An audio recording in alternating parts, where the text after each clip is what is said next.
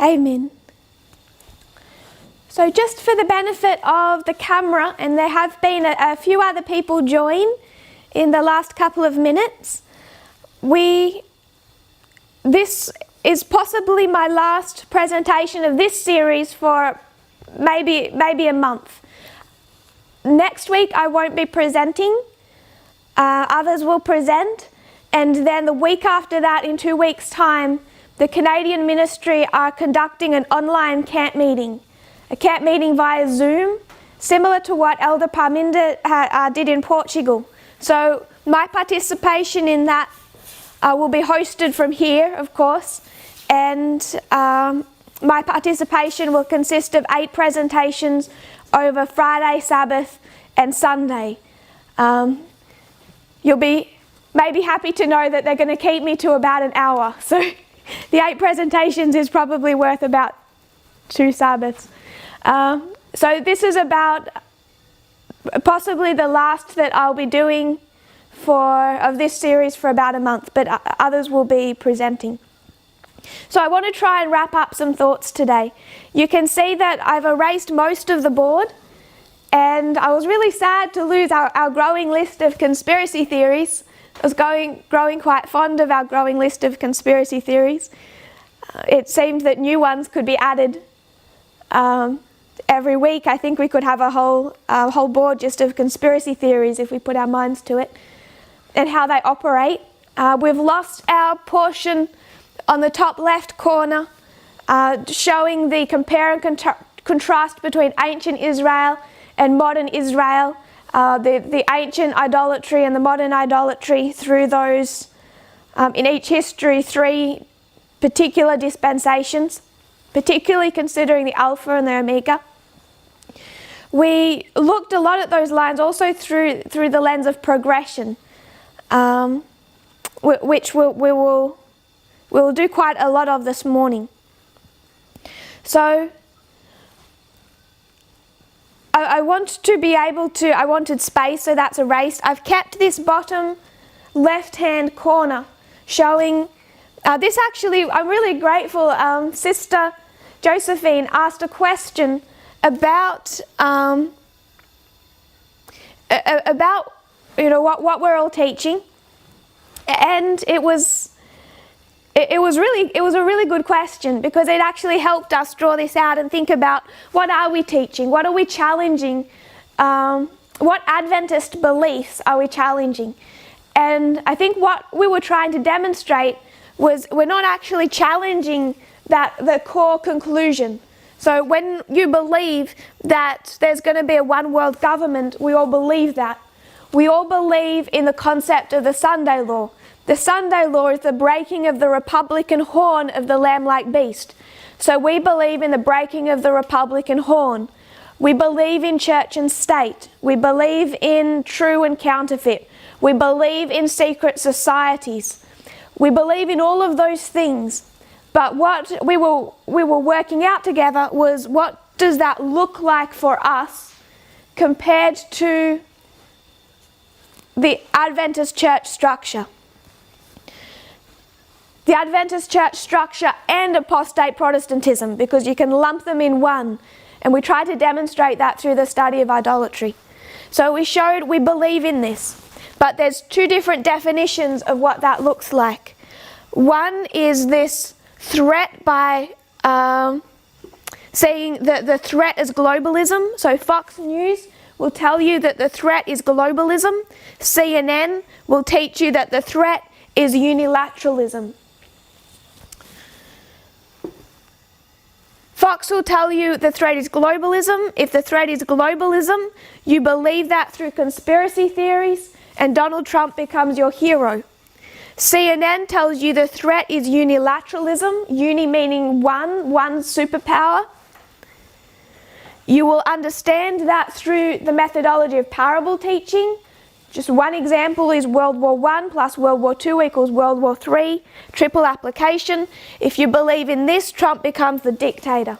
So while we believe the same thing, what you believe that looks like changes your perspective of where the threat is going to come from. And when you understand that Donald Trump becomes the dictator, it changes your entire worldview. At the same time, you're not challenging that core conclusion. You can do the same thing with secret societies. We all believe in secret societies. Protestants believe in secret societies. We showed that in 1798 with the Illuminati threat. Adventists, conservative Adventists, Walter Weiss, they all believe in secret societies. We believe in secret societies. We talked about that when we discussed dominionism, Seven Mountains theology. There's another movement that was how they defined ninja sheep, the people that they have in these seven mountains that are trying to take over or control the culture of the United States, particularly. And we went to Ellen White quotes to show that. We would define the Ku Klux Klan as a secret society. So both sides believe in secret societies. We disagree on what that looks like. And when you understand what that looks like, it changes your expectations or your entire end time worldview. So in anticipation, putting that to one side at the moment, this is a little bit of a detour. In anticipation of the Canadian Zoom camp meeting, for those of you that will be participating, I'd like to suggest a project, some homework. It's really difficult when we consider the lockdown, the change in travel plans. Schools have been cancelled. Even though we can do some on Zoom, many camp meetings have been cancelled. By now I was to do at least 3 camp meetings since Portugal. None of them have taken place. So our plans have been very much derailed. We were soon to have an international camp meeting. There was to be schools, weeks of studying together, digging out these lines and truths. So due to the shutdown, much of this has not been able to take place. And part of the difficulty is covering in about 1 or 2 presentations a week what we need to be remembering at this time. And I become concerned that we start to lose our place on the lines. So I want to suggest a project to anyone who's willing. Go to the lines that you know of, all the lines that show our experience. If you have copies that someone has done, some people have done online PDF copies. I try to suggest everyone, even if you have those online formally done copies of the lines, draw them yourself. And what I'd like you to do or think about doing is put a dot or a little person where you are on those lines. Take each one of them, go through them one by one and say, this is where I am on that line. So I'll give some suggestions of where to start. There are many more lines than this, but these are the ones that are in my mind.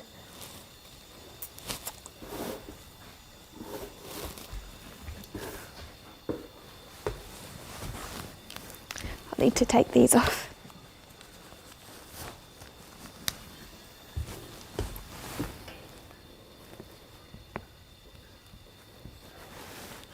Take Acts 27.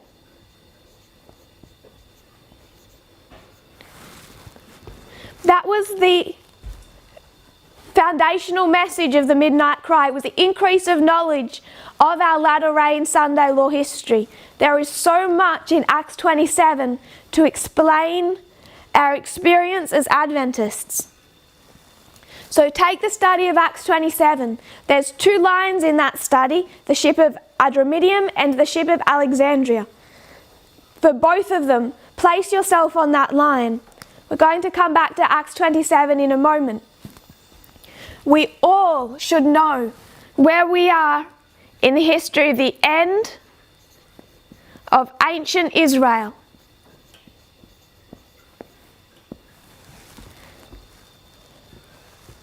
And I want to remind us that you can place yourself there twice.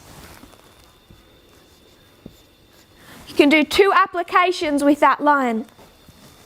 So end of ancient Israel times 2, because in that history we have the baptism and also the cross lining up with the same waymark.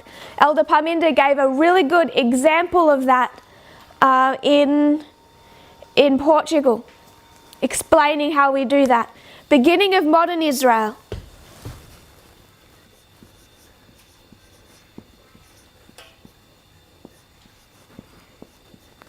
History of the Millerites. And I'll explain myself later, but you have at least 2 applications of that we should be all familiar with. So, beginning of modern Israel times 2. Place yourself on that history twice, 2 different places. Doesn't matter if you make a mistake. Discuss it together, do it. Discuss it with your brothers and sisters in the message who are around you. At least try to know where you are on these lines. Coming out of those applications, we can't forget the line of the priests and the line of the 144,000. Diadochi Wars.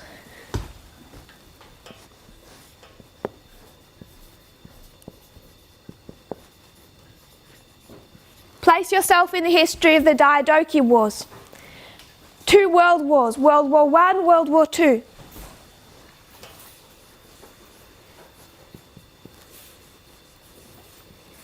Know exactly where you are on the lines of the world wars.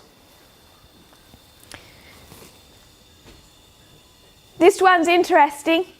I'm not sure what people would do with this, but we've been studying since it was done in October 2018, and I've mentioned it a few times since.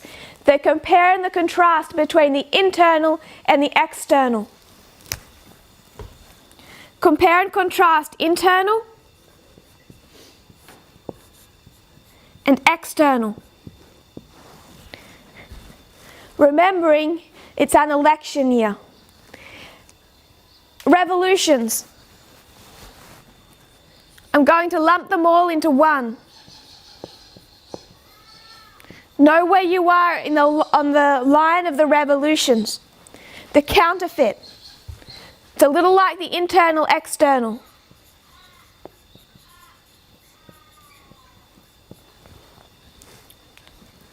Know where you are in that history. So this is about 14, 15 different lines where you can go to them and you can map yourself. The problem is that when you're missing one of these lines, you're missing part of your experience. There's something about your experience right now that you don't understand, that you won't understand if you're missing your location on any one of these lines. And I know that they are not the only lines in existence. There are others, important ones. Elder Parminder presenting in Portugal the history of Turkey and Egypt, and he shows where we are in that history, where we stand in 2020. So we should take that line. So there are others. But with these, we should all be able to know, or at least have on record so that we can check for any one of them to locate yourself on that line. So much that people are struggling with today would be answerable if they knew where they stood on every one of these lines. It is an anchor for our faith. So that's a little bit of a detour, because I wanted people to start thinking about that and looking at that prior to the Canadian camp meeting. So coming back to Acts 27, if we were just to remind ourselves about what Acts 27 teaches, it teaches us the experience of the United States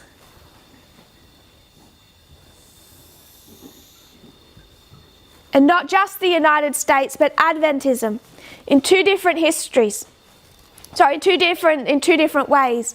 It's going to show you what I will oversimplify and call the negative perspective of these institutions from 1989. And it'll take you all the way to the Sunday Law. It's going to show the United States and Adventism, the United States through Felix and Festus, showing our theme of the United States through Agrippa, Adventism. So you have two different institutions being given a warning message. This first ship of Adramyttium is showing the negative perspective. It means to abide in death. And it's going to take us through this history of 1989 through to the Sunday Law. This other ship, it also shows us that it's this other ship, that what I will oversimplify and call the positive ship, that actually shows us the problems that that ship faces, how it goes off course, how it doesn't follow directions, how it's hit by the east wind and finally shipwrecked.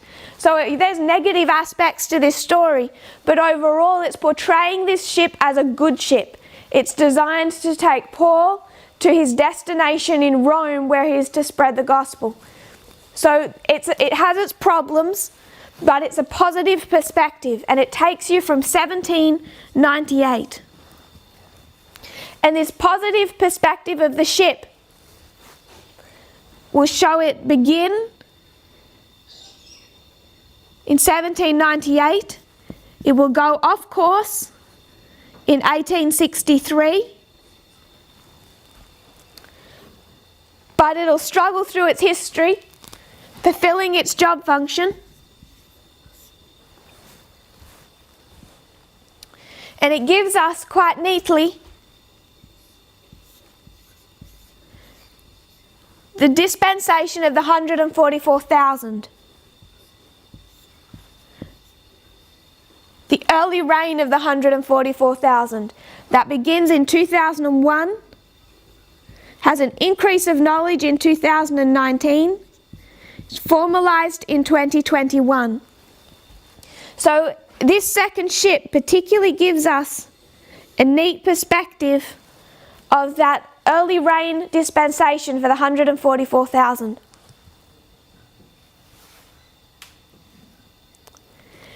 Both of these ships take you to the same point in time. Both of them take you to the Sunday Law, where these two institutions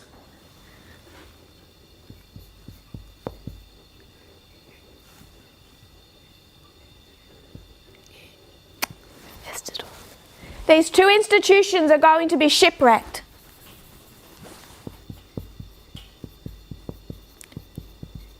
These two institutions will fall. United States and Adventism, both falling or shipwrecked at the Sunday Law. So why am I mentioning that now? Through our studies over the last month, we've been particularly addressing one subject. So two questions. One subject, all taught through Acts 27, but two specific questions.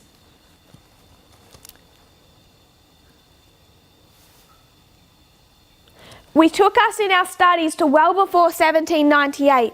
We went right back. I'll begin it on this line.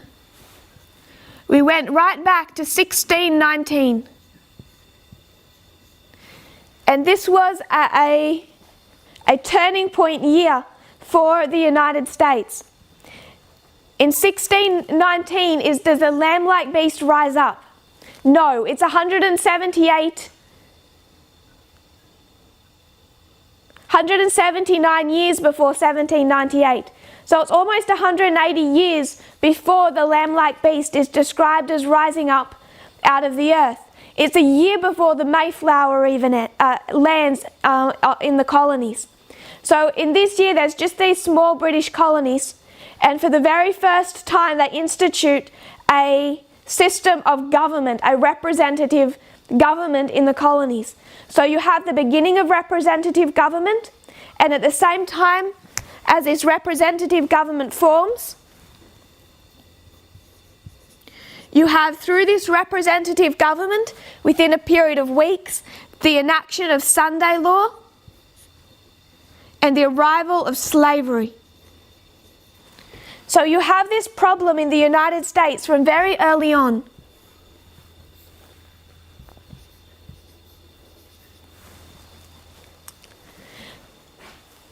It's not lamb-like in 1619. There's nothing lamb-like about these colonies. There was no religious freedom. There was no freedom. So we can see the United States, it had issues back in 1619. These two subjects that are dealt with first in 1850 and then in 1888 are already in existence. When we come to the United States in Bible prophecy, it's not represented as a lamb-like beast until 1798. They have to go through the revolution, enact the Constitution, form a representative government, form the Bill of Rights, etc. So it's demonstrated in Acts 27 as rising up here, and it's going to go through this history.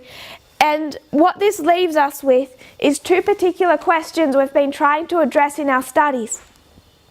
The first question is, what is the sin of the United States? Now write these questions on the board. First question. What is the sin at the Sunday law? I put Sunday law in parentheses. What is the sin of the United States at the Sunday law? What makes it shipwreck at this waymark? Our second question. The United States falls here, the Republican horn is broken. We're looking at what that looks like. But our second question is what we have focused on for most of the last month. And that is, why does Adventism fall here?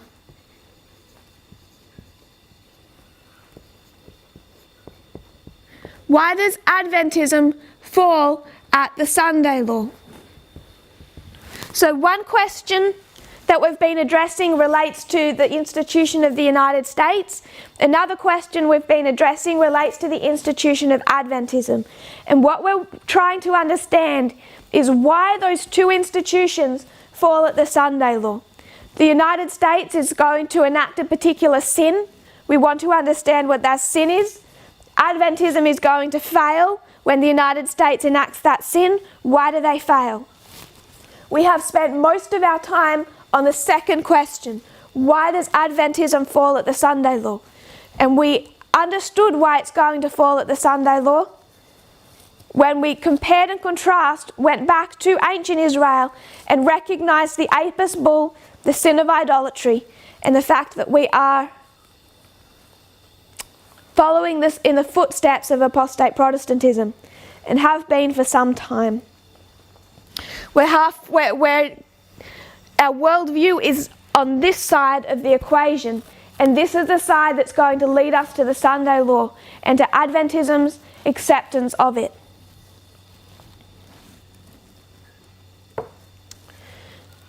So we looked at, to understand the first question, I'm putting the second question to one side. So far we've done with that question.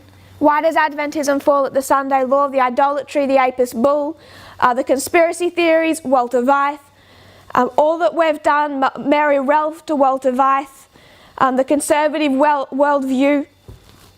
We've dealt with this question as much as we're going to for now. What I want to look at is, what is the sin of the United States? So this is the direction that we're heading in. To understand that, what we began to do is go back through this history and take our triple application. Our triple application being 1850,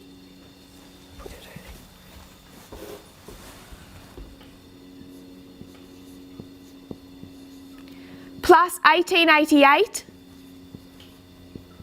equals the Sunday law. So America's sin in 1850 plus America's sin in 1888 equals the sin of the Sunday law. You could say this another way. You could say that the account of early writings plus the account of the great controversy equals the sin.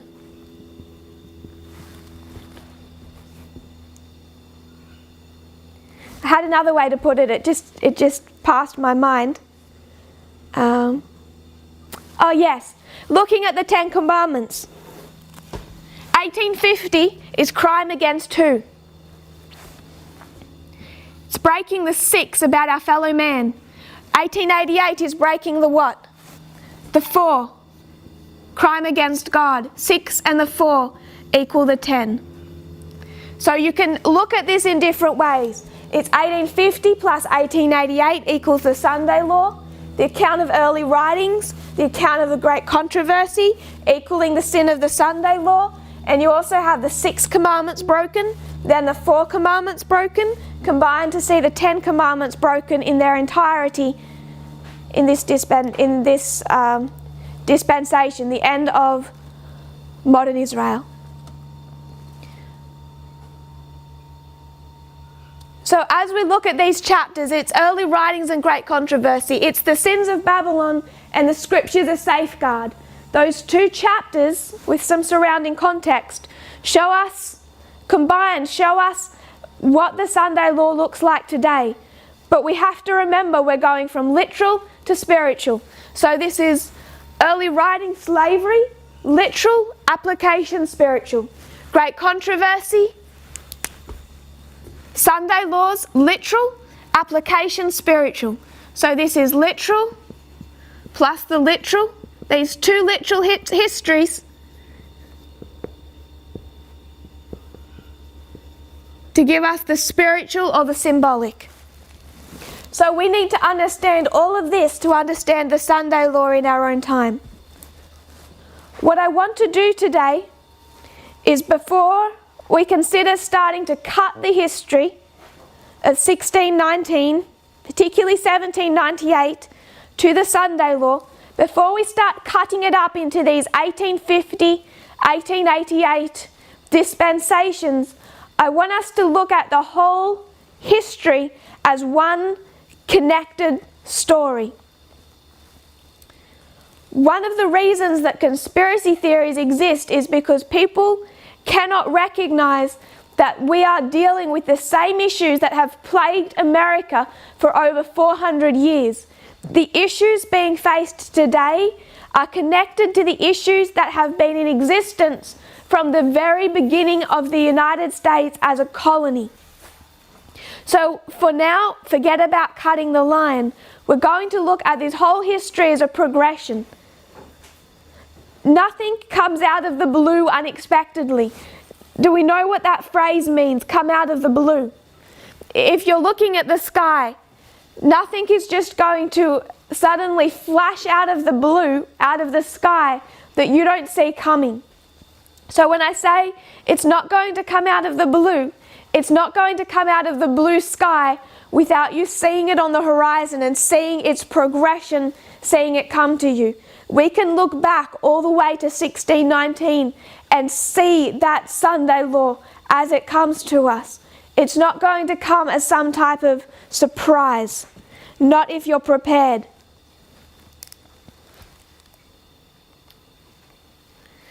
So we're going to take this line. I'm going to rub out this, if you don't mind, I'll rub out here what we've done with Acts 27.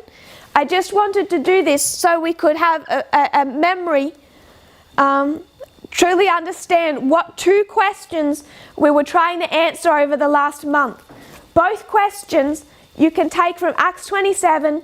We're dealing with the 2 institutions and why they fall. United States. What is the sin of the United States at the Sunday law? We're heading in that direction. We've spent most of our time focusing, why does Adventism fall here?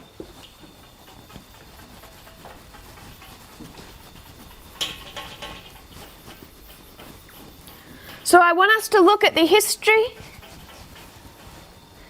of the United States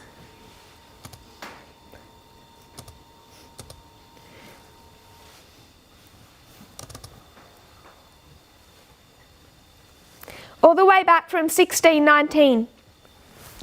It had the first representative government in the colonies, and this first representative government enacted a Sunday law at its very conception, and at the same time, weeks apart, so began the slavery within British colonies in the Americas. We'll skip about 170 years. In this history, you have the American Revolution. They fight for their freedom from Britain. They form the Republican government. They enact a constitution. They write the Bill of Rights. All of that history leading up to 1798.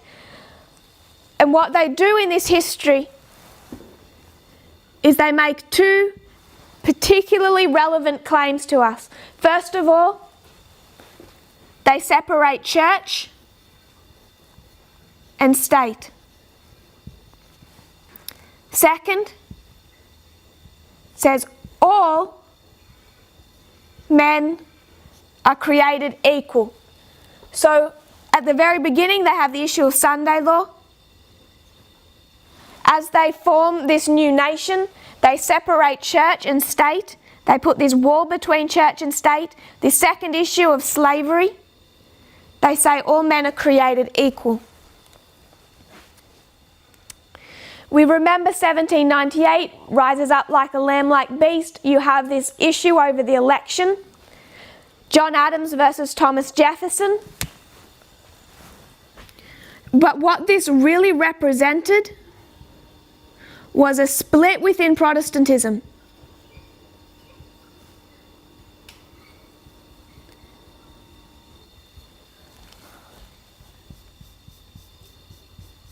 There is this split within Protestantism through the two great awakenings. You have socially conservative Protestantism following John Adams, and you have this more socially liberal, inspired by the American Revolution, more liberal branch of Protestantism,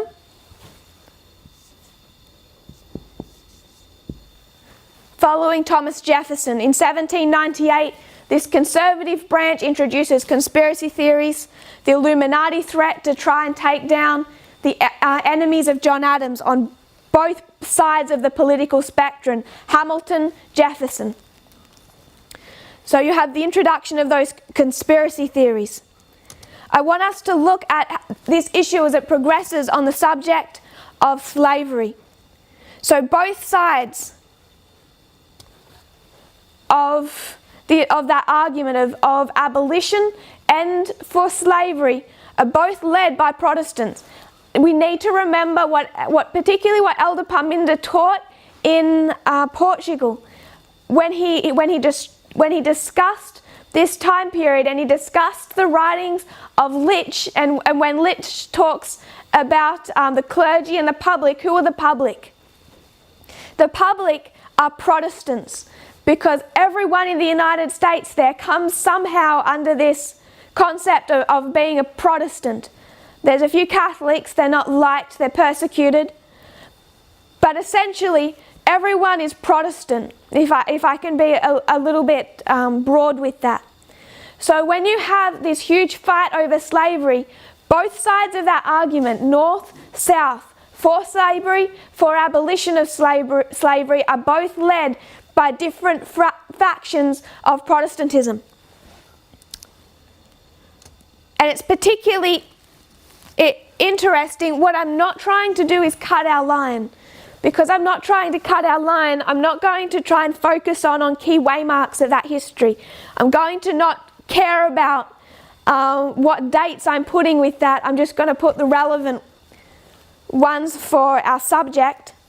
But I do want to mention this, and I used this book in Portugal. It's a book titled America 1844, Religious Fervour, Westward Expansion, and the Presidential Election that Transformed the Nation. I'm going to read from page 41, just a small section. The year 1831 had been a propitious one for the embryonic abolitionist movement. So 1831 was a key year in this abolitionist movement. And why is 1831 become important to us? 1831 to 1833 is it's the formalization of our message, 31 to 33. William Lloyd Garrison founded the newspaper The Liberator in 1831. Abolitionists in Boston founded the New England Anti-Slavery Society, and slaves led by Nat Turner rose up against their masters in Virginia. Southerners were annoyed by Garrison and the fledgling society. They were scared to death of Nat Turner. So they were annoyed by the Anti-Slavery Society. They were scared by the slave rebellion led by Nat Turner. 2 years later, in 1833, the American Anti-Slavery Society was founded.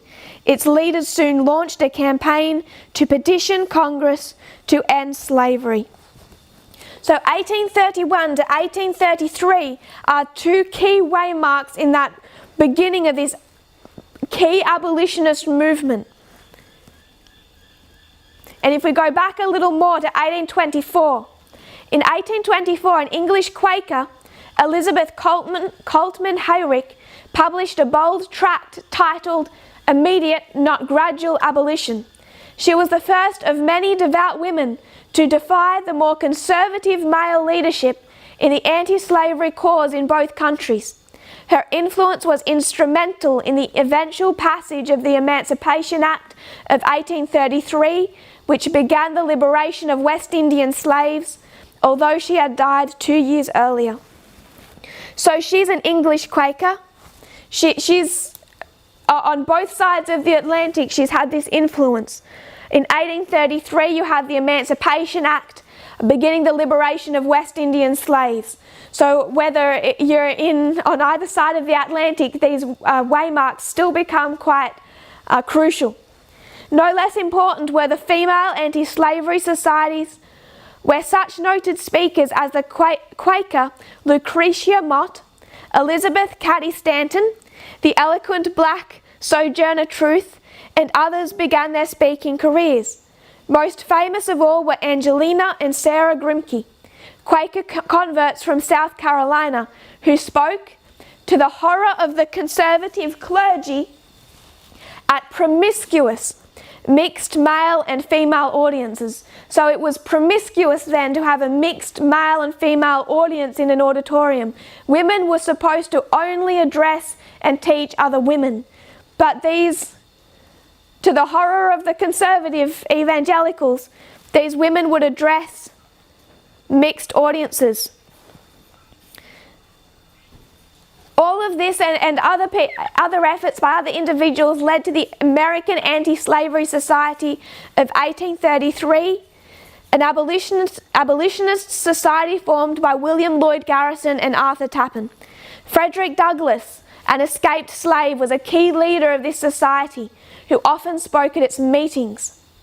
By 1838, the society had 1,350 local chapters with around 250,000 members. When you think of 250,000, that's quite a lot of members to this society when you consider the population in 1838. So, I'm not trying to mark waymarks in this history, but I do want to mark 1833 and the Anti-Slavery Society.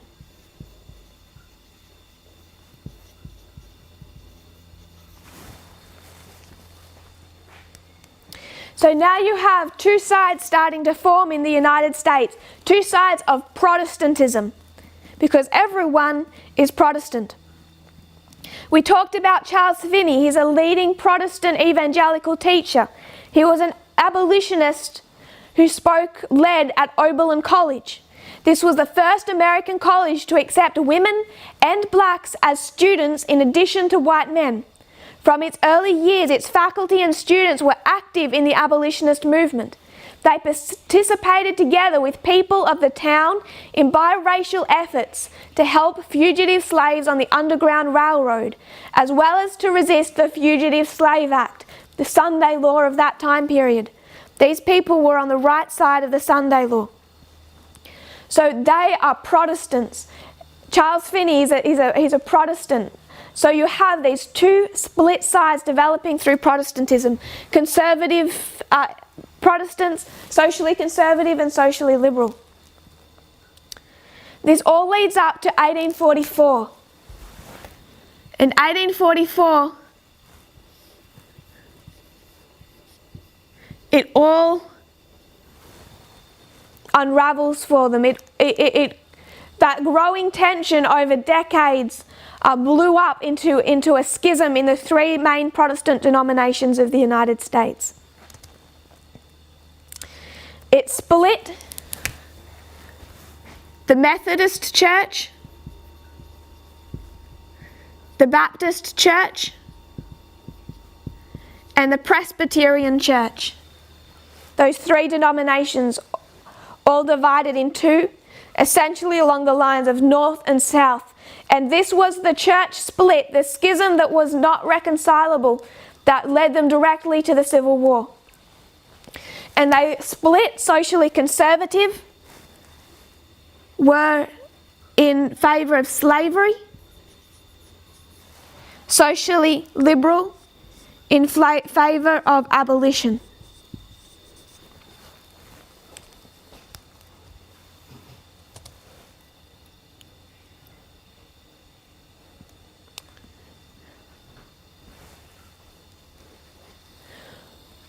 We have to be careful against articles that actually claim to support our beliefs, who manipulate this history, just so we're on our guard.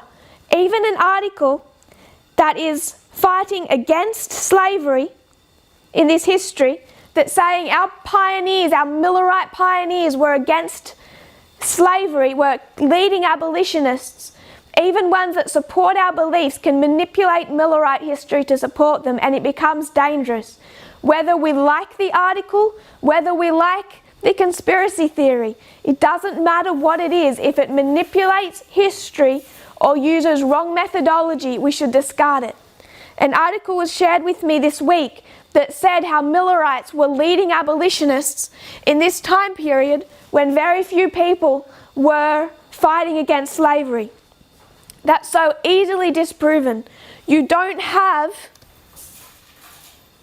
250,000 members of one anti-slavery society at a time period when the population is so much smaller than today, without many people fighting against slavery, many abolitionists who were not Millerites. That isn't to discount our history of our leading pioneers as being people who stood for equal rights, who stood for the abolition of slavery and recognised it for what it was. They did do that. We should recognise that legacy and what they stood for, and the sin of the United States that they were able to recognise. But any article that even supports our beliefs but manipulates history should be discarded. And we're in growing danger of that. Coming back to this split in Protestantism. In the 19th century, slavery became the most critical moral issue dividing the Baptists in the United States. It really happened through decades of compromise. At the beginning, early in their history, prior to 1798, and through that into the early Second Great Awakening, Baptists opposed slavery. They never taught that slavery was biblical or not a sin. But as Baptist missionaries went into the South, they struggled to gain a foothold in the South. So they began to, by small incremental steps, they began to compromise in their message. So the next generation of Baptist preachers began to accommodate themselves into Southern society. Rather than challenging slavery the way that they had done at the beginning, they began to interpret certain Bible passages as if they were supporting the practice of slavery. They began to, first of all, defend it to the north. And this really developed in something we're going to discuss, into something that was what I today am going to call nationalistic. So the Baptists in the South are resenting the Baptists in the North, saying, you need to tell all those sinners down there to stop owning slaves. Those Southern Baptists who don't themselves own slaves, those ministers, they start resenting this intrusion of the North on their territory. So they start to push back against the North and saying, stay out of the South. And while you're at it, explain these verses and these passages. Maybe it isn't so bad after all. Deal with your own problems. Stop criticizing us. So they began to be this defensiveness, I'm going to call it a type of nationalism between the North and the South. They started preaching to slaves to accept their place and obey their masters. In the 2 decades after the Revolution, into the Second Great Awakening, the Southern Baptist preachers abandoned their pleas that the slaves be freed. So this didn't happen at once. It was incremental steps of those Southern ministers, partly because of their nationalism and their resentment of Southern encroachment on their territory, began to, first of all, justify slavery, excuse slavery, then more and more defend slavery, and then by the end say it was a God-given mandate. In 1844, Basil Manley Sr., president of the University of Alabama, this is the South, a prominent preacher and a major planter who owned 40 slaves, drafted the Alabama Resolutions and presented them to the Triennial Convention. These included the demand that slaveholders be eligible for denominational offices to which the Southern associations contributed financially. So what he's saying is, we Southerners support you financially, these associations, therefore you must be willing to admit Southern slave owners into denominational offices in the Baptist Church. These resolutions failed to be adopted. So you can see this divide between North and South just with the churches before it becomes the state, and it's nationalistic in its mentality. The South is saying, we give our money to you, we support you, and yet you're not giving us leadership positions and authority. In Georgia, the Baptists decide they're going to test the North. They're going to put a test before the North. The North claims neutrality. The North has its issues with compromising. They say they're in this kind of neutral position. So Georgia decides to test them. And when a position opens up in the Home Missionary Society, they need a missionary, Georgia recommends a slaveholder. The Home Mission Society's board refuses to appoint him, noting that missionaries were not allowed to take servants with them. So the missionaries weren't allowed to take a servant, and if you're not allowed to take a servant, clearly you can't take a slave. So they would not make a decision that had any appearance of endorsing slavery, although they do it in this roundabout kind of fashion.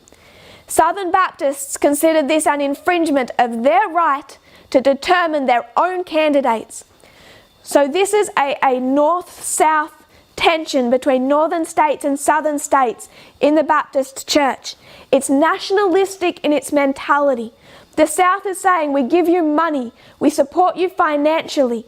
Over the decades before, they've more and more come to a position where they see slavery as being mandated by God because of their literal to literal interpretation.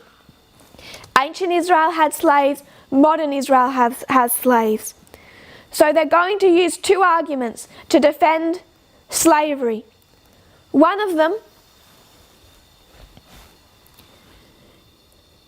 is that to not support slavery and not allow us to support slavery in our own states is a violation of our freedom. And they're also going to argue it's a violation of our religious liberty. Remember, we're talking about the South here. Their argument in defense of slavery, their argument against the North, you are violating our freedoms and you are violating our religious liberty to practice our understanding of Bible history and what God requires of us as a nation. religious freedom, and liberty.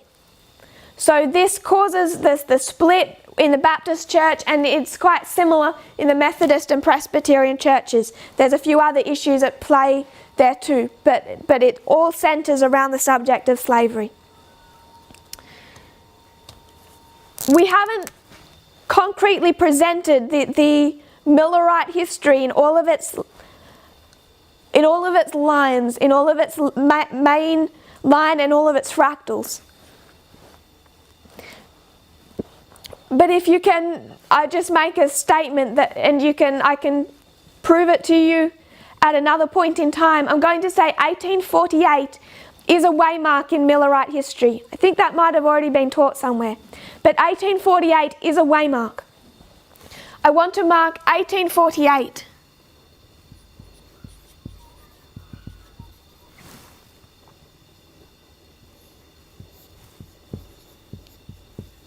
So we're tracking this split within Protestantism, but it also, all of these are Protestants. The government is filled with these Protestant men. You can't really separate these two issues.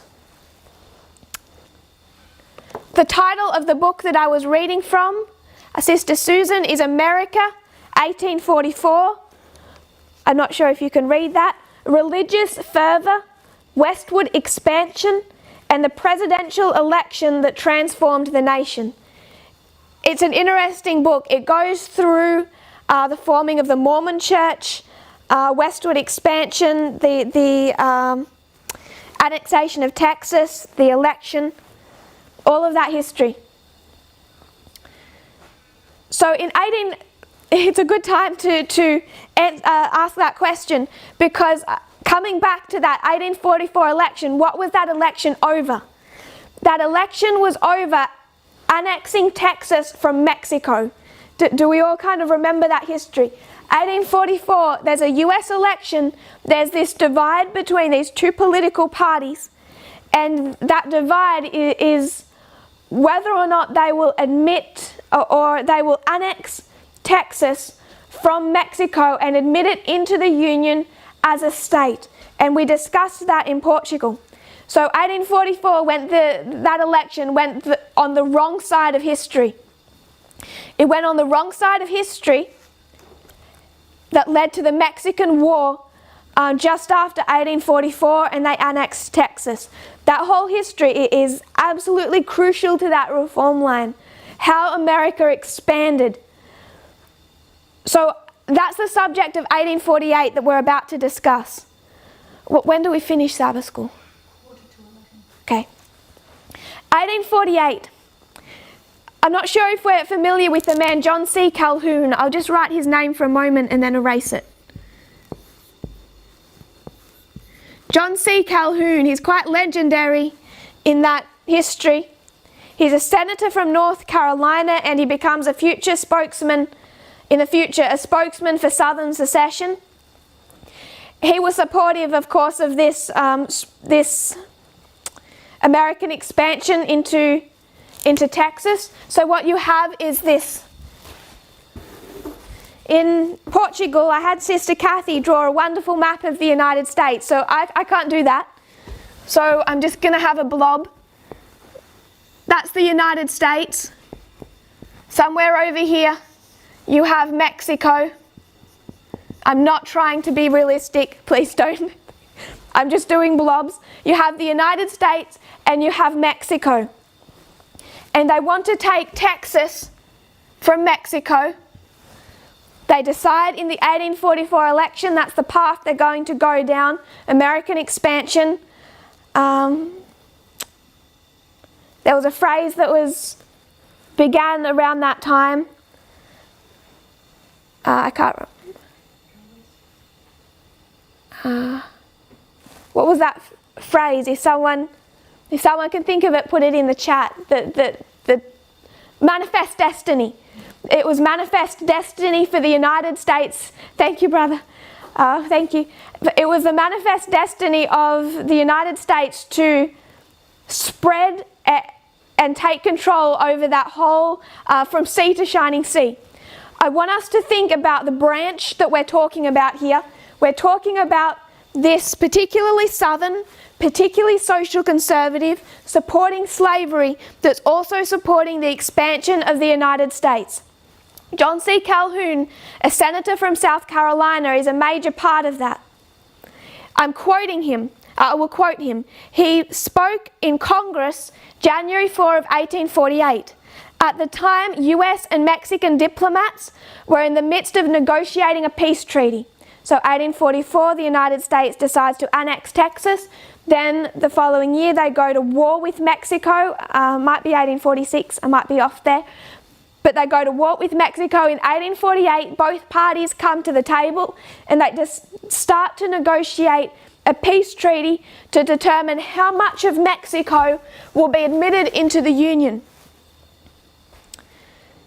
Quoting Calhoun, how much of Mexico did the United States want?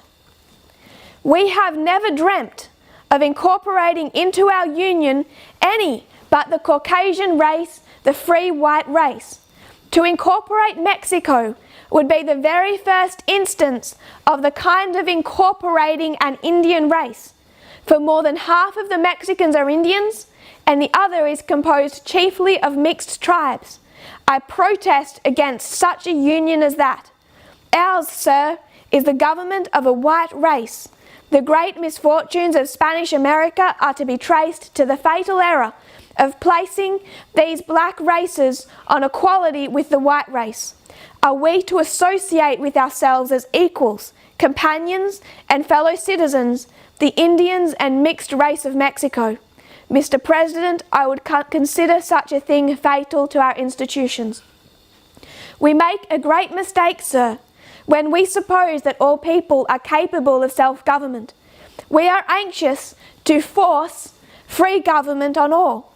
And I see that it has been urged in a very respectable quarter, that it is the mission of this country to spread civil and religious liberty over all the world, and especially over this continent.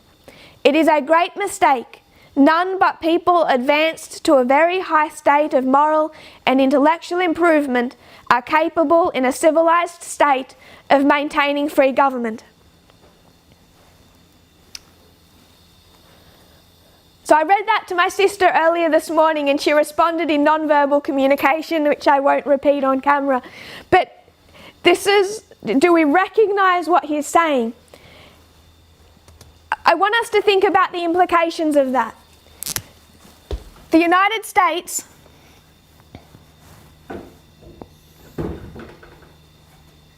decides to take from Mexico. They could have taken more. They don't want more. Why do they not want Mexico? Because they're not white enough. It's racism at its beginning. What we're looking at, it's quite curious to me. It's like a reversal of literal to spiritual. What do we have today? We have a literal war on the US-Mexican border to keep out who? People who essentially are not white enough. It's not just white and black. It's mixed race. It's the Southern American people as well. But this wall that Donald Trump is building, he's making the same argument as they made in 1848 when they could have had Mexico and they chose to not have Mexico. They didn't want it. They didn't want it because it was composed of Indians and mixed race people largely. And to admit more of Mexico into the Union would have meant to include those people as citizens of the United States and therefore dilute the white race. So they're going to argue against admitting more of Mexico into the Union, which I just find so interesting today when we have the same argument between the United States and Mexico and who the United States will allow through that border. It's the original border war, except it's like we have the literal today and they had the spiritual then. But what argument is he using to defend this racism? He says we are anxious to force free government on all. It is the role of this country to spread civil and religious liberty. The argument they are using on behalf of this belief is freedom and religious liberty, the role of the United States, the need to protect that role. So this is 2 years before the North and South come to their disagreement in 1850 and then resolve it with the Fugitive Slave Act. So in 1850 we have the Fugitive Slave Act.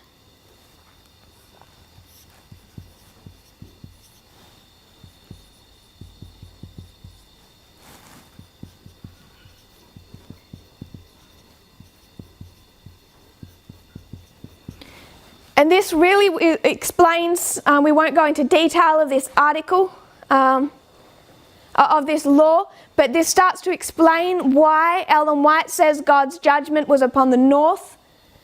The South is already so far gone, but the judgment is upon the North because of how they consistently compromised. The 1850 Fugitive Slave Act, by the way, remember, I think it was 1792 or 1793. It had already been in existence. It's just repeated and reinforced in 1850. It's nothing new. It was enacted, it was written and enacted by the North. Written by the fellow, the good guy who lost the 1844 election to the bad guy. So I'm going to skip that 1850 because I'm not trying to do the reform line. I'm going to come to the Civil War, 1861 to 1863.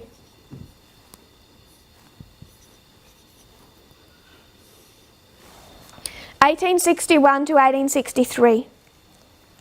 Sorry, 1861 to 1865. The history of the Civil War. So now we have our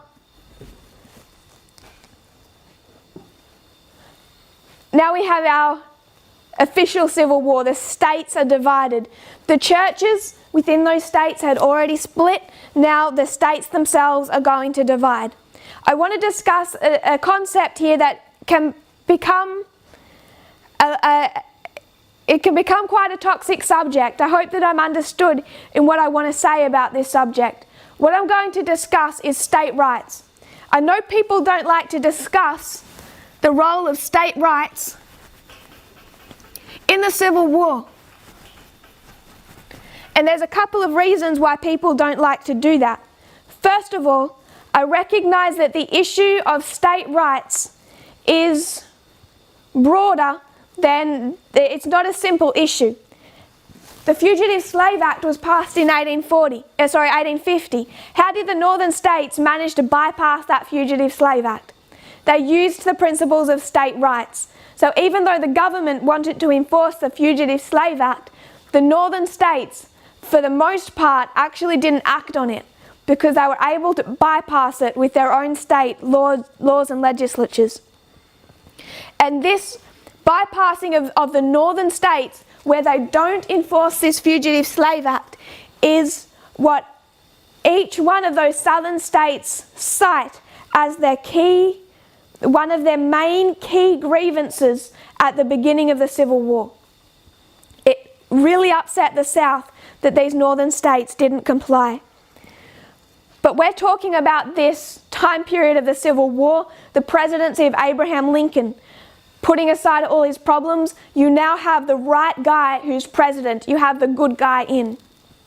He's elected president on November 6 of 1860. Southern Carolina exploded with excitement at the news. We discussed Calhoun. He was representative of Southern Carolina. To many of the people there, Lincoln's victory was the signal that ended the state's ties to the Union. To them, it was the beginning of Southern independence. The day that Abraham Lincoln won that election, South Carolina lowered their United States flags and raised their state flag in its place. They were joyful. It was the beginning of Southern independence. It was the Southern states' attempt to secede based on the 10th Amendment argument that Lincoln's actions were designed to prevent, and this led to the Civil War. So, what I want to do to explain and defend this position of state rights is take you to the words of the states themselves.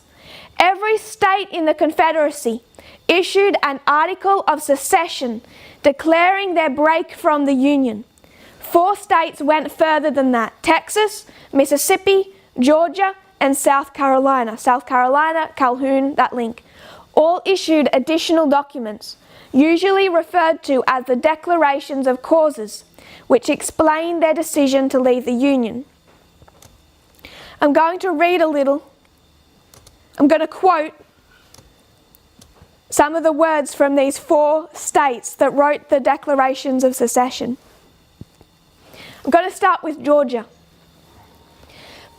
The people of Georgia, having dissolved their political connection with the government of the United States of America, present to their Confederates and the world the causes which have led to the separation.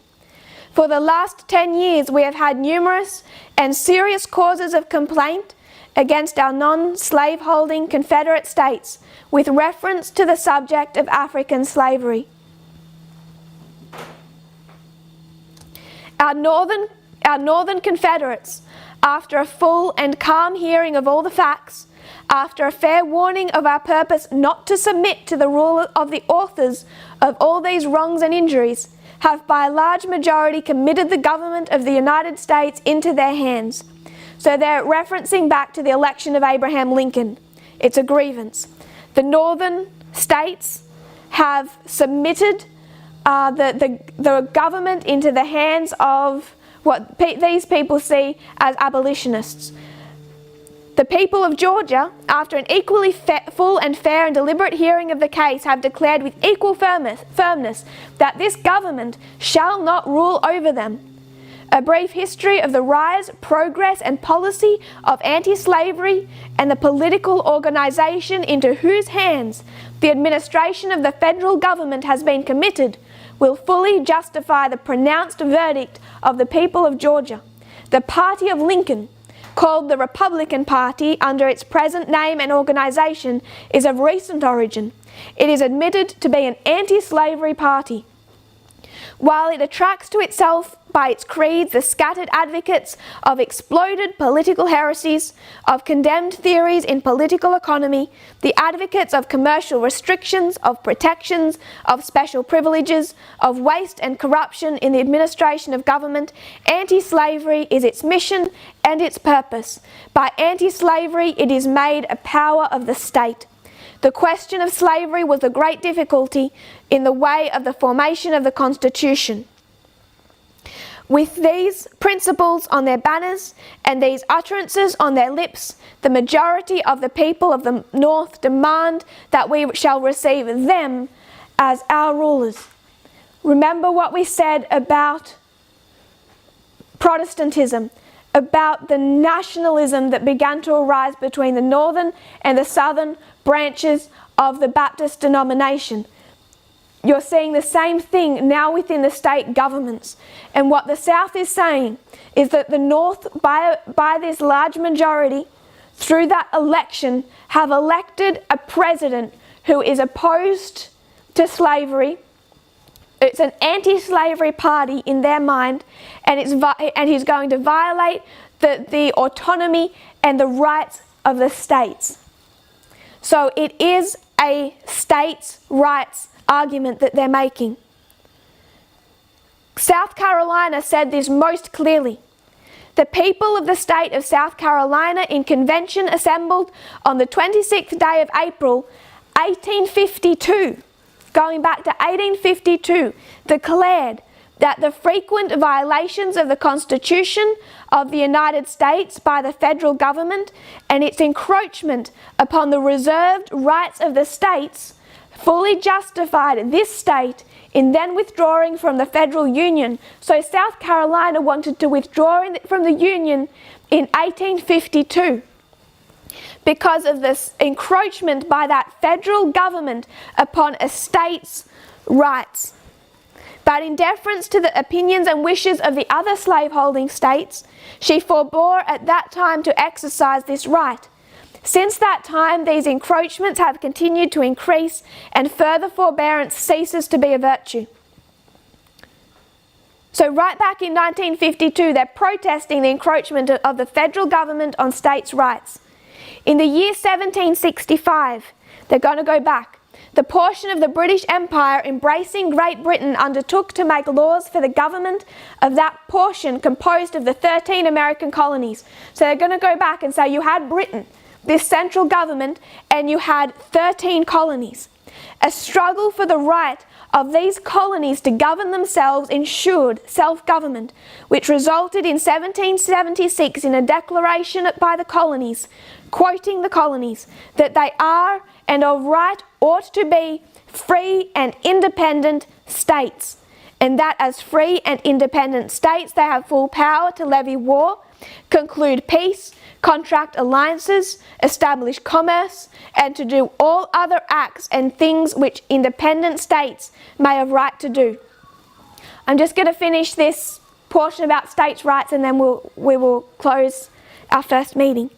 They further solemnly declared that whenever any form of government becomes destructive of the ends for which it was established, it is the right of the people to alter or abolish it and to institute a new government.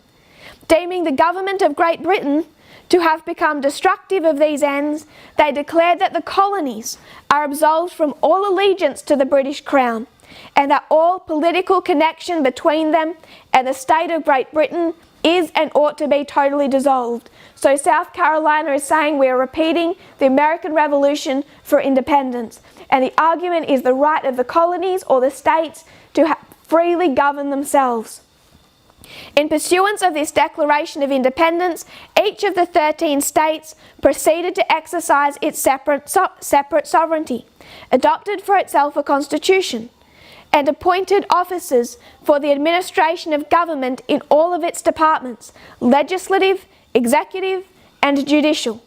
For purposes of defence, they united their arms and their councils, and in 1778 they entered into a league known as the Articles of Confederation, whereby they agreed to entrust the administration of their external relations to a common agent, known as the Congress of the United States, expressly declaring in the first article that each state retains its sovereignty, freedom, and independence, and every power, jurisdiction, and right which is not by this confederation expressly delegated to the United States in Congress assembled.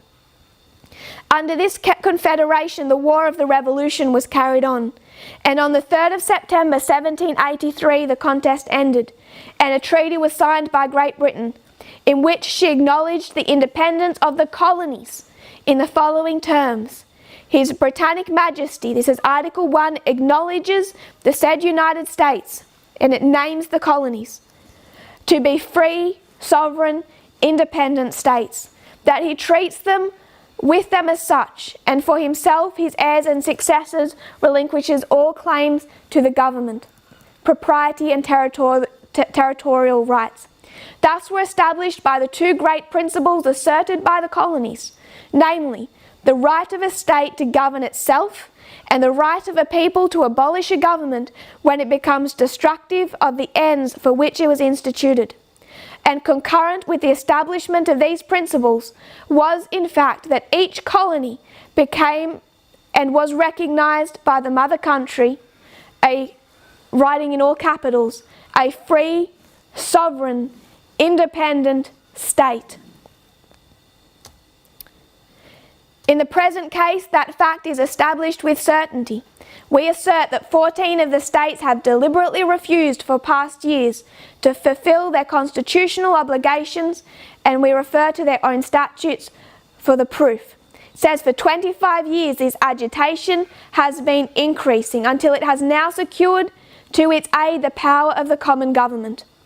A sectional party has found within that article establishing the executive department, the presidency, Abraham Lincoln, the means of subverting the Constitution itself.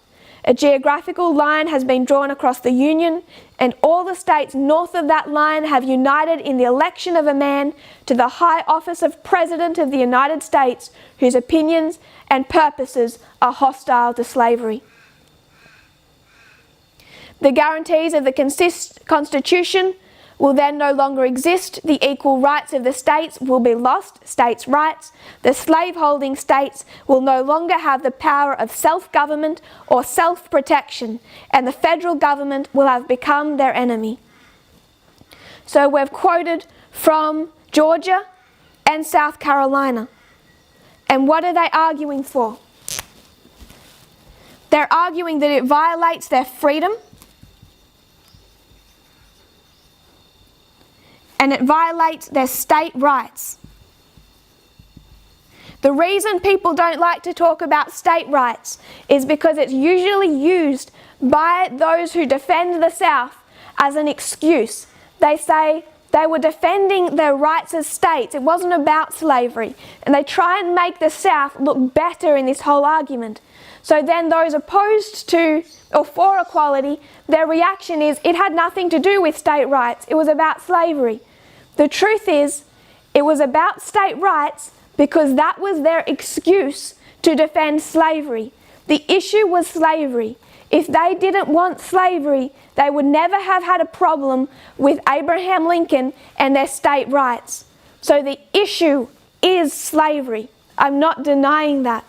But their defense of that institution is going to be their independent rights as states. Short quote from Texas. It essentially says quite the same thing. This acquiring of sufficient power in the common government is a means of destroying the institutions of Texas and the sister slaveholding states. So this executive branch, this government that South Carolina described as Great Britain, has acquired enough power that it's going to destroy the independence, the institutions of Texas and the other slaveholding states. In all the non-slaveholding states, in violation of that good faith and comity which should exist between entirely distinct nations, the people have formed themselves into a great sectional party. So they're saying the non-slaveholding states, where they should exist as entirely distinct nations, have united under Abraham Lincoln. So they're going to accuse the North of not defending their own state rights in forming this government. They're saying that these states should have how much freedom? The states should be as if they were entire distinct nations.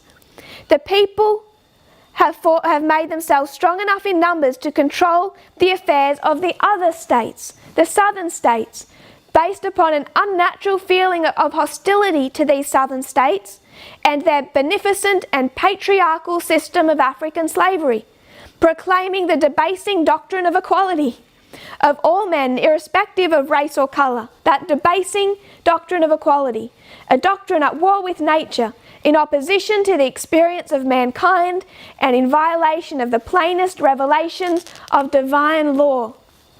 The other argument they're going to argue for, religious liberty. We have defended in prior presentations the fact that the South used the claim of religious liberty, their right to practice what they believed God had mandated, slavery, as an excuse for the Civil War. They believed slavery was instituted from the beginning in ancient Israel through New Testament times, and as the United States was the glorious land, they would have institutionalized slavery, and to abolish it would be to violate their religious liberty. So what I want us to see in this history, as this issue of slavery grows and develops, these two branches of Protestantism splitting, first as denominations, then it heads and the states themselves split. It's over this nationalism that has developed.